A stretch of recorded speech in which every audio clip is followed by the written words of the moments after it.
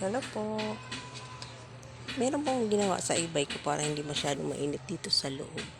Pinalagyan ko po siya ng ganito. Ano bang tawag dito?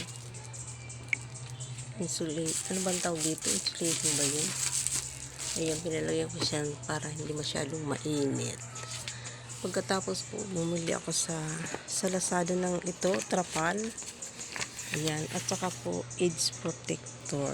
Ayan, binili ko edge protector.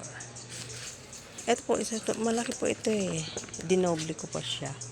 Tapos ginawa ko siyang dito. Tinahi ko po siya.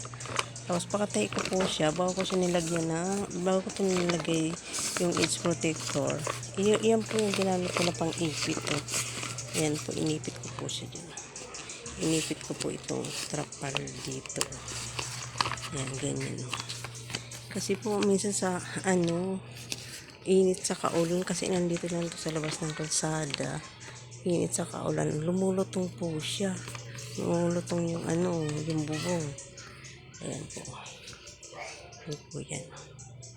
Ayan. Ayan. Ayan. Ayan po siya dyan. Ayan. Hanggang dyan.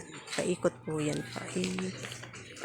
Paikot din po yan. Nilagyan ko ng edge protector.